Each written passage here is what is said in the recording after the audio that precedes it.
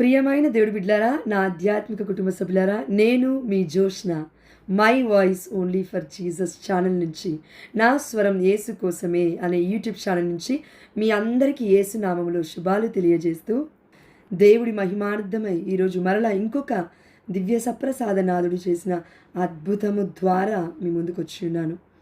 మన భారతదేశంలో కేరళ ప్రాంతంలో చిరట్టకోణంలో అనే ప్రదేశంలో దేవాది దేవుడు తను తానుగా వ్యక్తపరుచుకున్నాడు. దివ్య సప్రసాద నాథుడిగా నేను కొలువై ఉన్నాను అని. ఇది ఏ సంవత్సరంలో జరిగింది అని చూస్తే 2001 సంవత్సరంలో ఏప్రిల్ 28వ తారీఖున సెయింట్ మేరీస్ ప్యారిష్ చిరక్కోటనం అనే కేరళ ప్రాంతంలో ఈ యొక్క అద్భుతం చోటు చేసుకుంది. చిరట్ట కోణం అనే ప్రాంతం పేరు అనమాట. సెయింట్ మేరీస్ ప్యారిష్ పునీత మరియతల్లి దేవాలయంలో ఈ యొక్క అద్భుతం చోటు చేసుకుంది. అద్భుతము ఎలా జరిగింది, ఎలా దేవాతిదేవుడు తన తానుగా వ్యక్తపరుచుకున్నాడు అని చూస్తే చారిత్రక ఆధారాలు. దివ్య సప్రసాద ఆరాధన జరుగుతూ ఉండగా అప్పంపై మనం చూస్తూ ఉంటాం కదా, దేవుడి యొక్క అప్పము, ఆ యొక్క వైట్ అప్పం మీద 3 ఎర్రటి మచ్చల్లాగా మొదటిగా కనిపించాయట. వివరణ చూస్తే ఏం జరిగింది అంటే, కొంతకాలం తరువాత ఆ 3 ఎర్రటి మచ్చలు ఆ అప్పంలో ఒక మనిషి ముఖ చిత్రంలాగా కనిపించడం మొదలైంది.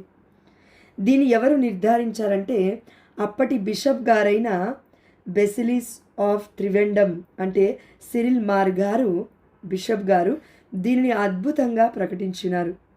కాబట్టి ఇంత అద్భుతాన్ని దేవాది దేవుడు తన ప్రజల మధ్యలో ఈ యొక్క చిరట్టకోణం అనే కేరళ ప్రాంతంలో తనను తానుగా వ్యక్తపరిచినందులకు, దేవుడే అందులో కొలువై ఉన్నాడు అని దివ్య సప్రసాదనాథుడు ఇలా మరలా మరలా మరలా మనందరితో మాట్లాడినందులకు దేవుడికే సమస్త ఘనత మహిమ ప్రభావములు చెల్లిస్తూ, ఈ సమయంలో ఆ దేవాదేవుడు ఒక బిడ్డ చాందిని అనే అమ్మాయిని దేవాదేవుడు దీవిస్తున్నాను చెప్తూ ఉన్నాడండి. దేవుడికి మహిమ కరుణగాక. కాబట్టి దివ్య సప్రసాదనాథుని మనము మామూలుగా అప్పరూపంలో చూడడమే ఎంతో ధన్యత్వముగా భావిస్తూ ఉంటాము, అవునా? అది కేవలం ఒక రొట్టె కాదు, యేసయ్య ఇది నా శరీరం అన్నాడని మనం విశ్వసిస్తూ ఉన్నాము.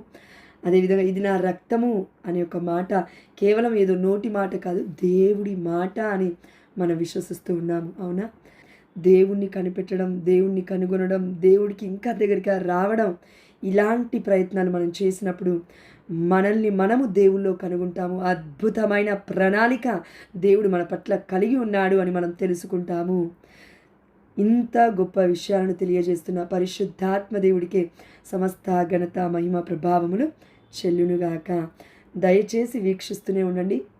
అనేక మంది బిడ్డలకి కూడా ఈ విశ్వాసాన్ని ప్రకటించండి. మనము కూడా దీవించబడతాం. ఆమేన్, హల్లెలూయా. మీ విశ్వాసాన్ని కూడా కామెంట్ రూపంలో తెలియజేయండి. ప్రతిరోజు దివ్యమైన బలిపూజకి వెళ్తూ ఉన్నారా? కనీసం ఆదివారం విశ్రాంతి దినం రోజునైనా మరి కన్నతలైన కథోలిక శ్రీ సభలో దివ్య సప్రసాద నాథుని యోగ్యకరముగా స్వీకరిస్తున్నారా? కామెంట్ రూపంలో తెలియజేయండి.